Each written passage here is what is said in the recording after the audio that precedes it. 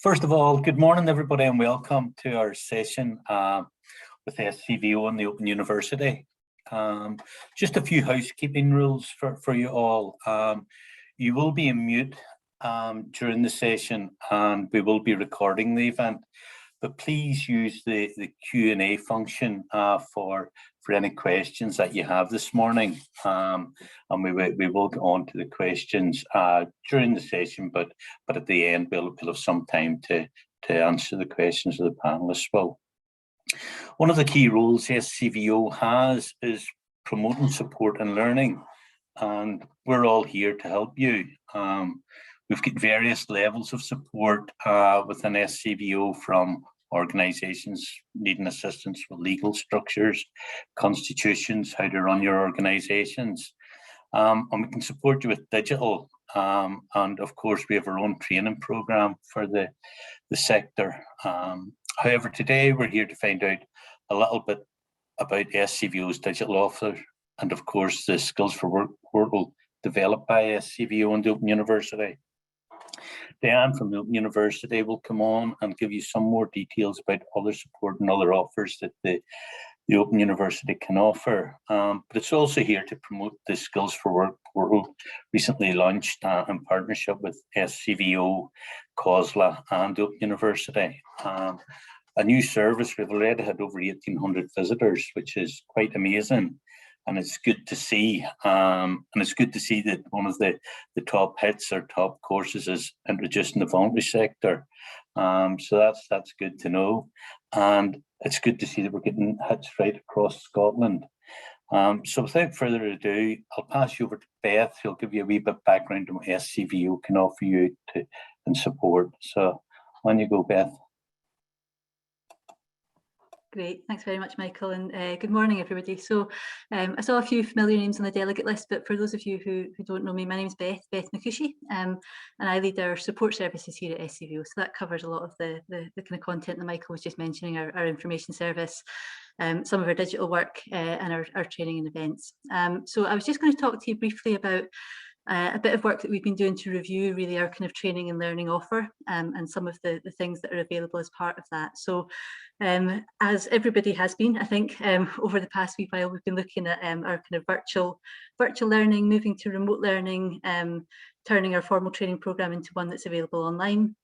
But we've also been doing some research and some engagement with people that have accessed our learning over the years to understand, what people might want as we move forward, and hopefully as some face-to-face interactions are available again. And one of the things that we're hearing very strongly is that appetite for a more blended approach is probably what's going to stick with us in the future. So there's not going to be, we will at some point go back to face-to-face learning, but there's always going to be now an appetite for more virtual ways of learning, and also more sort of self-directed study that people can do in their own time, where they don't necessarily need a live facilitator or a live trainer.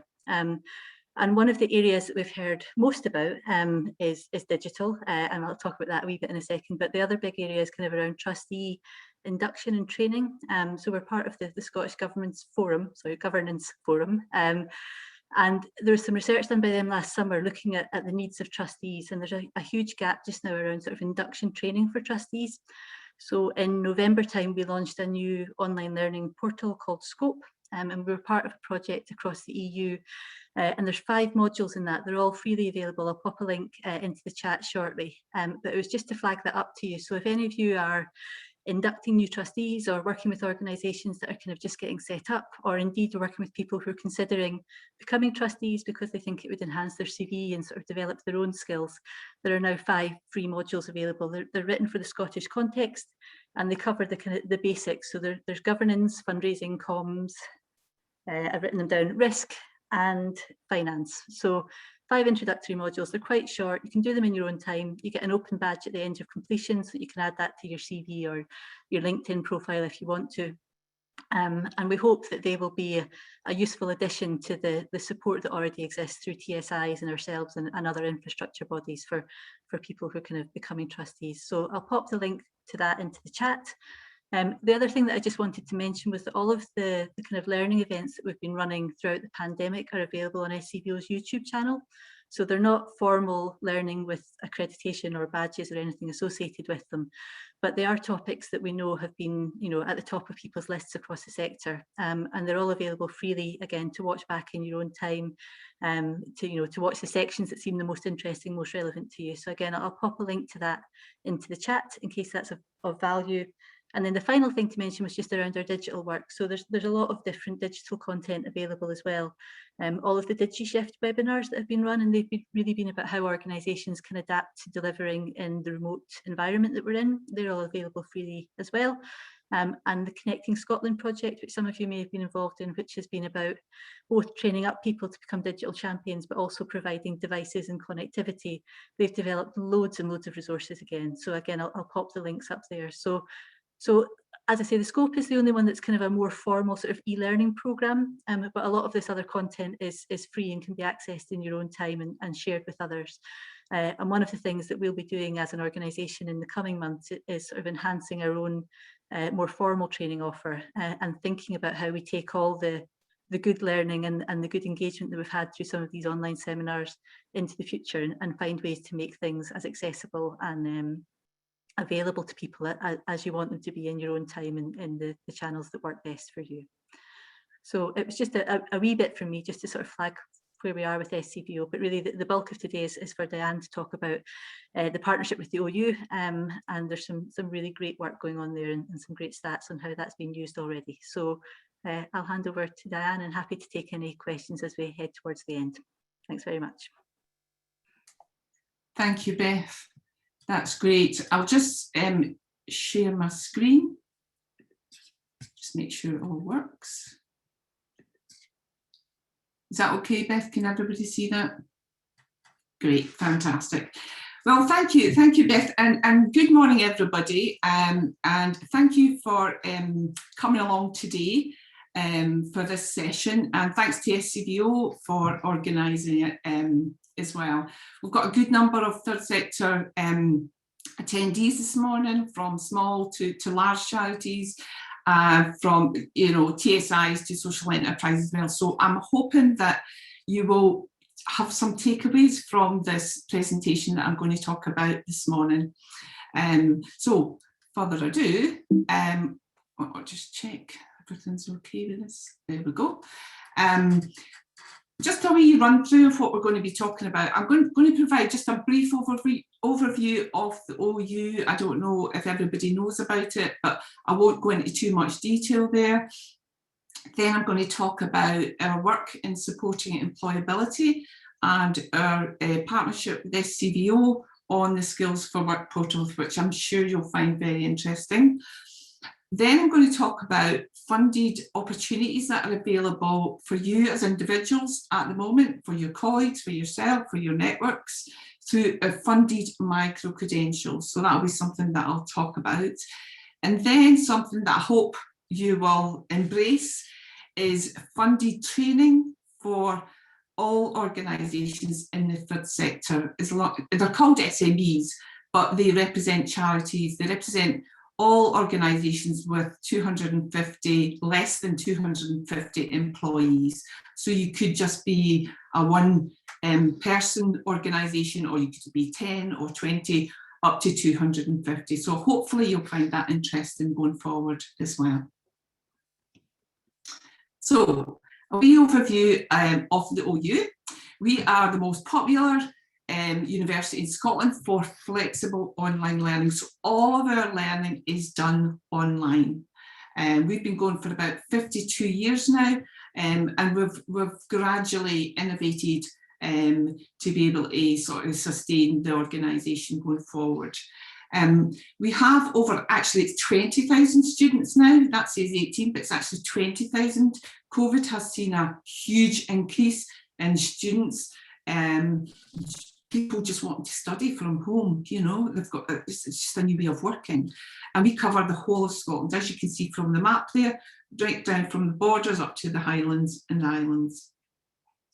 One thing that makes us quite unique is that we are open to everyone. So you don't need the traditional 5 hires at A-level to be able to study a degree with the OU.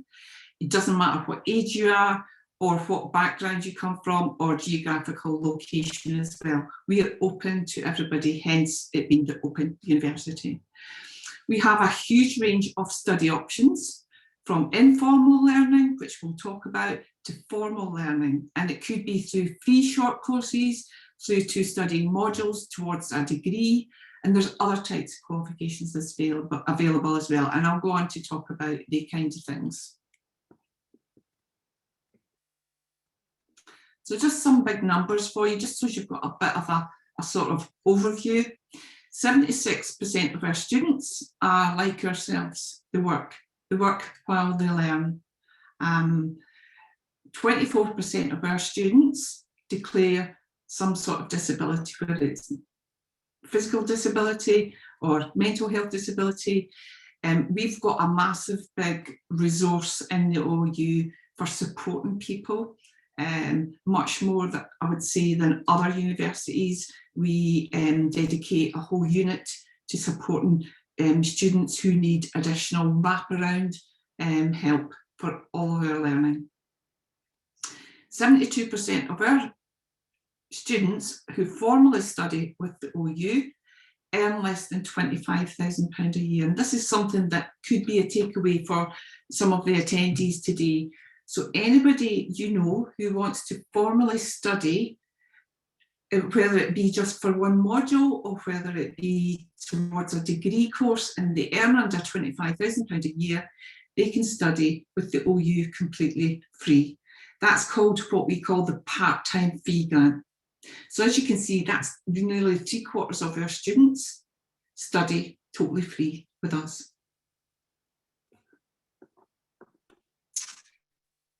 The OU's partnership working is absolutely critical to the work that we do. And I'm sure SCVO or big organisations actually value partnership working. It's essential in being able to do the work that we do. And as you can see there's a selection of partners, not all of them, that's just a selection that I think might resonate with your partners, the people that you work with as well. So we've got Skills Development Scotland, you've got all the local authorities in Scotland, and DWP, which is really important at the moment with us, and DYW, just for example, there's quite a few in there. And the key thing about our partnerships working is that these partners, we all have a common goal. You know, it's about empowering people to learn, to get on in life, whether it's through upskilling or reskilling or just learning, you know. Our partnership work has significantly increased, hence we have a larger our team going forward. And we work with all sectors, public, private, third sector organisations at various levels, whether it be local, we can go in and upskill a community, for example, or we work in the south of Scotland's region to focus on particular skills gaps that might be there, and obviously on a national basis as well with the other national partners as well. So that just gives you a wee selection of partners. So the first thing I wanted to talk about was this new, it's literally, I think it's only 8 weeks old, Skills for Work portal. So we met, in fact, I met with Lorna and Michael probably about 6-7 months ago. And initially we started to talk about actually creating a sort of training provision for young people who were going to be going on the Kickstart scheme. That's how it all evolved. But from then, we've sort of, you know, evolved this sort of idea, and we now have this Skills for Work portal for young people and job seekers across the whole of Scotland. So we want to encourage people to use this portal, and I will go on to talk about what's on the portal and things like that as well. But basically, it's all about getting young people who've really been hit by the pandemic and actually enabling them to sort of learn new skills to be able to enhance their career opportunities and increase their employability going forward as well. All the training is completely free. We all like free things. There's over 30 courses on the portal. from employability type soft skill courses through to leadership, communication, and one of the main things that they all want is digital skills as well. SCVO have implemented it into their own website as well, which is fantastic. The courses range from like 2-hour courses, so they're very much at sort of foundation level, through to 24 hours of training courses as well, and they might be for medium or advanced. It all depends what the learner wants. They're all designed, like Beth was saying about her digital offering as well. You can do them in the comfort of your own home, at your own time, whenever you want. They're open 24/7. You could even do them through the night if you really wanted to, but I wouldn't do that. And that's the link to the site there. On this portal, what we decide, we worked with young people to be able to make sure we're meeting the needs of what they wanted. So we categorised courses under the key headings of skills and work, employability. So you've got soft skills in there, team working, communication skills, understanding a sector, you know, really sort of interesting courses that will obviously enhance a young person's employability. Then we've got a series of digital skills courses that are a variety of different ones, and I want to talk about that as one of the key ones that people are looking at. Then we've got skills for life, really important skills for young people, whether it be managing their money, or you know, you maybe have somebody who's got autism in the family, learning how to deal with autism. So there's lots of different skills for life courses. And for the first time, we've introduced a few courses on the voluntary sector. And this is really important because I came from the third sector.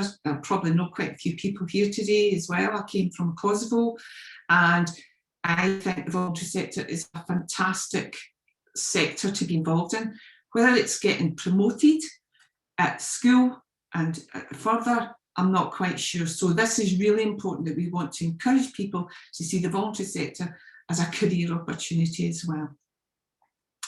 And leadership and management, young people want to develop management skills and understand how leadership works as well. So that was the key sort of categories that young people wanted. And that's fine. We've delivered courses under these headings. Some of the courses, if not the majority of the courses, are what we call badged open courses. So we call them BOCs for short. Basically, I'll talk about how they are, but they're badged courses where you get the digital badge, where you can put it onto your email signature, you can put it on your CV, you can show employers. And badges are on the increase. They are recognised by employers. So something really that is, I think a young person really wants. They want to sort of evidence a bit of their learning going forward. And that's just an example of 4 that we've got, but obviously we've got about 28, I think, are digital badges as well. So that just shows you an example of a few that are in there. So what do the badged open courses involve? And I thought it'd be good to share this screen just so that everybody has a wee understanding of what's involved. So the badged open courses are all 24 hours of learning. And like I say, they're open 24/7. You can do them at your own pace. If you were doing them on a weekly basis, for example, you get a little quiz or test after each section. I think there's 6 sections in each course. If you were doing them on a daily basis or a monthly basis, you would just do the quiz after each of the sections. All of 6 sections have to be completed. And then you can earn your digital badge and certificate, of which then you can download. Having a certificate from the Open University on a young person's CV enables them to stand out from the crowd, you know.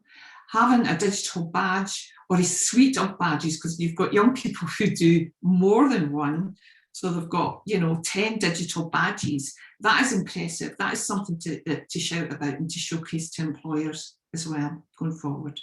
So very much achievable, all available, totally free. And these are a couple of young people that Michael helped facilitate to help along with the programme. And we've got Alison there. So Alison took a course. She's now got her digital badge and her certificate to show future employers. And then you've got Yusuf, who's actually employed as a centre assistant, and he found this really interesting and has done some of the courses as well. So they like it, the young people like it. And it's, I'm saying young people, but actually anybody can do these courses, because we actually use these courses for other sectors, redundancy sector, people who have maybe been in a job for a long time but want to transition over to, or take their transferable skills over to another sector as well. So they're open to everybody. And then a wee quote from Anna to talk about, actually highlight when we talked about, I'll give you a wee minute to read that actually, but basically just highlighting the fact that the voluntary sector is included in these courses. And actually it makes it, you know, it just showcases that actually it's a really good sector towards working towards a career in. So that was great. So Michael touched on this at the very start. We literally just got these stats yesterday. And as I say, it was launched, I think, I can't remember the date in February, but I think it was probably mid-February-ish. And as you can see there, we've had over 1,800 hits already, visits. The number of visitors that are coming from the site are basically maybe cut and pasting from a link that's been sent to them, or they've maybe seen a presentation about it, or they're using the toolkit, which I'll go on to talk about as well. So that's a really good graphic there to talk about where the sources come from.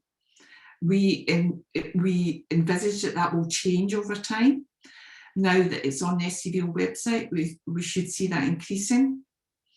And I think Facebook is a really good platform, especially for young people, as is other platforms that probably I don't know about as well, that could be utilised going forward as well. So initially, for just because it's up and running for 8 weeks, I think that is a really good stat. The top locations for visitors to this website, as you can see there, Aberdeen, Edinburgh and Glasgow. And then we've got a list underneath that as well. Again, I think that will change over time as it gets cascaded across all the sector. The most popular courses, digital skills. That is not a surprise. In fact, that resonates with all of the OU work that is getting done just now. That digital skills is, and probably, you know, COVID has just heightened that as well. Leadership and followership is quite an interesting one that's coming second. And then developing career resilience, which is a really good course to go on. One of my colleagues has just finished that one as well. So we do have the voluntary sector in there as well. So it's a really good sort of idea of seeing the ones that will evolve over time, and it might be the kinds of things where we want to change. So we might think, oh, actually, you know, young people want to embrace more green skills, or, you know, care skills. So we might then introduce other types of courses in that going forward. We will review it after probably the first sort of 3-4 months, and then we can sort of evolve it as we go along. So we're really happy, absolutely happy with the stats from that. But to help us to sort of raise awareness about it, there is a toolkit available. Michael's got this, and I've got this, so please feel free to get in touch for the toolkit. It provides a bit of background to the portal, who it's aimed at, what's involved in it, and it includes all these social cards. We call them social cards that you can promote on, whether it be through email, Twitter, LinkedIn, Facebook, whatever platform you want. And in addition to what I haven't mentioned is that when we were working on this particular project, I happened to mention it to the local authorities in Scotland and the sort of leadership group Slade, who work alongside COSLA. And of course, as soon as they sort of seen the work that SCVO and OU was doing, they were like, oh, well, we want to be part of this. So what's happened since then is we've now, we are, you know, ultimately, we're all got the common goal of supporting young people. We've now involved the local authorities and they're going to now start to use this as well. So I would imagine it will become something much more sustainable in the future and aligned to all the different areas in Scotland. So please feel free to get in touch for a copy of the toolkit and help us promote it. So the next thing I wanted to talk about was our current funded micro-credentials. So at the moment, each year we are supported by the Scottish Funding Council, as is other universities as well, but each university do different things. So what we've done is we've decided to invest the funding in being able to offer free micro-credential courses in a variety of different subjects. The pandemic, we've been doing this really for probably a year now. The pandemic has highlighted the need to develop skills in the workforce. There's a huge upskilling and reskilling agenda in Scotland. And the OU is totally committed to ensuring that we have an element of impact with regards to the economic recovery as well going forward. So I thought it'd be interesting, I might need to just explain what micro-credentials are, because they're very much a new sort of new kid on the block when it comes to education. Basically, they're short, sharp interventions, courses that we deliver in partnership with FutureLearn. Now, FutureLearn is half owned by the OU as well. So basically what happens is we design and produce the micro-credential in-house in OU, but we actually use the FutureLearn platform to promote it out globally. On average, each micro-credential is about 10 to 12 weeks. It depends which one you want to study. It is a commitment, you know, it's 13 hours a week on average. So it is a commitment to do. However, they are accredited, which, you know, is really good. And the normally cost, the varying cost, but it's between £450 to £750 each. That's the normal sort of cost, but these ones are free. Each micro-credential has a formal online assessment after you've completed it. So it might be 10 to 12 weeks long, but then you'll have your assessment after that as well. Some of the micro-credentials, including the cybersecurity one, is industry endorsed as well. So we ensure that anything that is related to a specific industry is endorsed by them to give it the credibility. As I said, they're accredited. It might be 10 to 12, I think it's 10 to 12 credits, depending on which one you want to study as well, which can then help towards maybe credit transfer towards further education. And they allow you just to gain more knowledge in specific areas, which I'll go on to talk about here. So this is the ones that's available at the moment that have just been literally launched yesterday. So these courses start in June or July, depending on which course you want to do. There's a suite of business management ones. As you can imagine, these have all been designed to be able to help people with this new sort of situation that the country's in at the moment. We've got business management, fundamentals of management accounting. That's a brand new one, actually. So the first presentation is in June for that. The marketing principles, business management one is popular. That is, we've had quite a few cohorts on that already. And the hospitality sector, third sector is very popular in taking up that one. Management of change and management of change is a brand new one as well. That might be of interest certainly to the people that are here today. And management of certainty, we ran that in March and we were totally oversubscribed to the point where we actually ended up taking the people who didn't get a place, and they're getting a place on this particular cohort as well. But that is really popular. The Agile Leadership Management, again, that is a brand new one for this presentation going forward. The cybersecurity one, which is Cisco endorsed, is really for people who are in digital roles. So just be aware of that. And then we've got a suite of online teaching ones. These were done in response to COVID. So we, in effect, help all the colleges in Scotland, because we've got partnerships with all the colleges in Scotland. And the universities have also embraced these courses as well, to be able to then transition their learning online as well. So we're supporting the whole of the education sector. The new one there is teacher development, embedding mental health in the curriculum. Now, you don't need to be a teacher to be able to go on that course. You just need to, if this is something that you think will upskill you, enabling you to perform better or to transition into another role, please feel free to apply for that. So the community learning and development organisations have been this has been really popular for them. Our local authorities who have employability teams, these have all been very popular as well. So I'm sure there's something for everyone in that list. And these, just to touch on as well, these are relatively all new, but we've got a pipeline of new ones coming out as well. So we're going to have a project management one soon, and some digital and green ones soon as well. So they're continually evolving.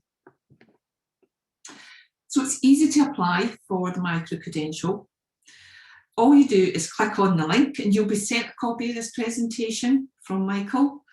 And you just choose the course you want to study and you complete the expression of interest form and just send it in. Now, the expression of interest form includes a little paragraph, a little personal statement, but it's literally, 100 words or 150 words that you need to put in. But rather than just saying,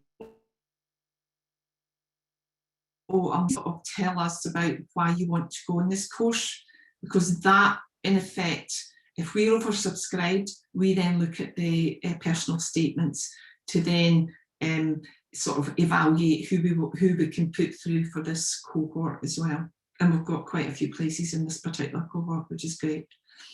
The eligibility criteria for the micro-credentials, funded free micro-credentials, is resident in Scotland, UK, or right to live in UK. And there's a policy line if you go into that website, and then 18 years and above. And our last cohort of micro-credentials, I think the average age was like 32, and so that just provides you of understanding the types of ages that people are doing. That's not to say I do it if you're old like me. But, all applicants apply via the OU landing page link that's up there as well, and not down future learning. So all of that internally with us. So I hope you find that interesting. I hope you send in. It'd be great to see more credential applications coming in from the third sector. Now I want to go on to talk about the funding we've got available for all SME Scotland, and that includes third sector organisations. All the here today is probably come under the 250 limit, where an organisation less than 250 employees. And basically you can access training up to the value of £5,000. The OU year, the OU has been awarded £1 million to support SMEs across Scotland. This is the first time the OU has been awarded this. It normally colleges, and that's what happens, but there's one university who did it, and it's us, and it's always part of our runs to COVID in Scotland. So we're pleased to do this. Our offer is different colleges. Our offer is different level for us. Everything we do is normally SQA level 10 and above, of which you don't get from colleges. So we don't compete with colleges, we're very different to what the offering is. So the main objectives of the sort of strategy behind it is basically to increase productivity and help to recover that from the pandemic. It also does strengthen employee relationships, because what it's demonstrating is that you're investing in staff by putting them on training as well. It helps retain staff, which is great, and support us into this new work environment that we're working as well. There is a wee workshop of a guide available on the website for just to have a read through and see if it's the thing that you're interested in as well. And can I jump in just briefly? We're finding your connections cutting in and out a wee bit. Is it looking okay at your end? It's okay here, but okay. It seems okay, but hear me okay? Okay, I'll maybe move to the screen. I've not got anything open. See how we get on. Yeah. If it's easier to maybe send the presentation to one of us to share, I don't know if that would help the bandwidth, or maybe give it another go, and if it keeps breaking up, I'll give you another shout. Sorry, everybody. Okay, thank you. No problem, and apologies about, it's okay here, but sometimes things happen. So I wanted to present an example of a theatre organiser who's recently been through flexible work development funding programme. So Paul Hasty, who I'm sure some of you know, he applied for his to go through training, and he's provided permission for us to use this so that you have a really good understanding of how it all works. So Paul's organisation is all about, they're going through a period of growth. That's the goal for. So his staff have chosen specific short courses, which are different micro-credentials, and he's chosen for sustainability, cultural awareness, developing leadership style, new managers as well. And he's now in the process of his team now started the training for that. And he provided a really nice quote there, and I'll give you a wee minute to read it.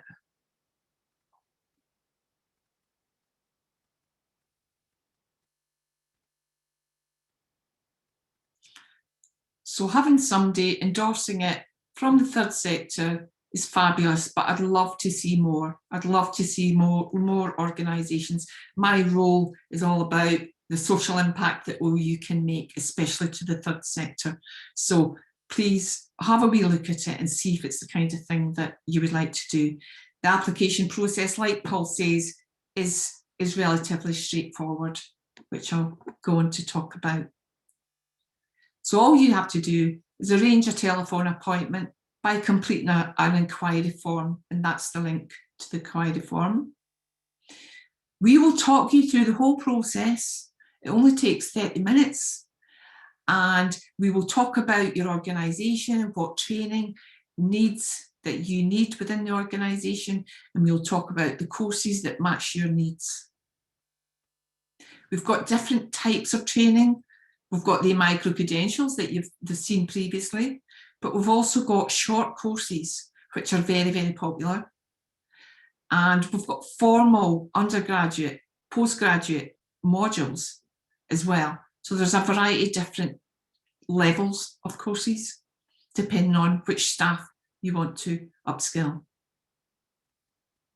We also have different subject areas. So you might want to concentrate, and a lot, I would say, just looking at the stats from Flexible Workforce Development Fund, a lot of SMEs are looking to upskill their leadership team. I think they're in survival mode, and they want to make sure that they've got a sustainable organisation going forward. So very much business and management is one of the top areas that they look at. IT, digital, health and social care. Health and social care started to creep up, actually. That's really popular. And the green. I think there's a lot of organisations at the moment are putting, or SMEs are just not really addressing the green issues at the moment, probably because they've got other priorities, but that will certainly increase going forward as well. So the time frame for the training is, the training needs to be agreed by the 31st of July. The training needs to commence by 31st of August, and all your staff need to complete the training, but we would work that out in amongst all the courses that we're doing with you by March next year as well. So please consider this. It's something that I'd like to see more of third sector organisations apply for. And as Paul says, he finds it really valuable, it's useful, and there's up to the £5,000 worth of training that you can access. So something certainly to look at. And that's me.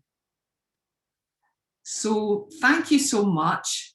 And I hope you've got some questions, or maybe there's a question. I'll need to stop sharing to be able to access the chat. And I'll just stop sharing there. Thanks very much, Diane. And yes, we do have a few questions, which I'll just pose to you. I think the answers are straightforward enough. And one of them, the first one, was about the visitor location. Is that measured by percentage population or purely by the number of hits for visitors? To number of hits. Yeah, that's great. Sorry, Michael, can I just say, I've tried to start my video, but it's not letting me, so I do maybe have a bit of a bandwidth issue going on. So you'll need to just talk to my name at the moment. No problem, no problem. I think it was to try and ensure, because we were having a lot of breakup, Diane, so I think at our side we had to turn you off just because of the breakup. One of the other questions was, can one person apply for more than one credential, say doing both leadership and IT courses? No, you can only apply for one at a time. And I know that you did answer this in the latter slide regarding the micro-credentials, how long they're funded for, and is it time limited? But again, they were on the last slide. Yeah, and just sorry, I was very quick in answering that. Just to go back to that, the reason why we would only offer one per person is that it is a commitment. And the last thing that OU want to do is actually get people to do multiple courses and then they can't complete the course, because we're all about student success and make sure that you can actually do the course over the time. And if you were doing two, it would be a lot of learning, you know, and we tend to sort of work like that with regards to formal study for degree students as well. We try to not let them do too much. It's about managing their learning whilst they're working, because the majority of them are working as well. I suppose this would be of interest to quite a lot of the delegates here today, particularly maybe some of the Community Jobs Scotland employers, and that is regarding the signing up to a training course in groups, particularly for young people who might need a wee bit of extra help. Yeah, I mean, there is, just for an example as well, that we've got a group of union reps who we work closely with, actually, and a few of them decided to do, in fact, they do the Open Learn stuff, but did a Microcredentials as well. But they set up a little study group between them. And what they, just an informal sort of wraparound support to be able to support each other going through this process as well. So there is that. For Open Learn, if we had a large enough cohort of young people, we would deliver some wraparound support. So absolutely, we're open to ideas, any sort of pilot projects or anything that you think will ultimately get young people to sort of engage with learning would be fantastic. Right, that's great. Has anybody else any more questions? A couple that have come through the chat bar as well, Michael, so I can pick them up. There was one from Lorena Little. She's asking, where did the funds come from again, Diane? Yeah, so our funding, we're funded by the Scottish Funding Council, like all other universities as well. Sometimes there's other funding, so there's a National Transition Training Fund that we get as well, which is specifically for unemployed people. So if there's any people that apply for any of the micro-credentials and they're unemployed, we would maybe take that fund and use the National Transition Training Fund for that as well. So what other types of funding is there? It's usually SFC who fund all the universities, colleges. Brilliant, great. And then there's one from Anthea about the criteria for the part-time fee grant, but I think that's been answered in the chat as well. Absolutely, and I mean it's very basic. It is absolutely, if you earn less, it's a personal income, it's not household income. So if you earn less than £25,000 a year, you can apply for the part-time fee grant. And as you can see, that's like 3/4 of our students. Brilliant. And then there's a few other comments that have come through to the panelists, just from people who are on the call, who are saying that they're really interested in them, both for themselves and for some of the people they work with. So I won't read them all out, but just to acknowledge, if you've sent one in, we've seen it, and it's great to hear that that folk are really interested. Yeah, absolutely. And I mean, there's bound to be something for somebody in amongst all of that. So we will send out a presentation so that they can just refer and take time and have a wee look at all the different aspects. Or feel free to get in touch with myself any point in time if they feel like maybe they need,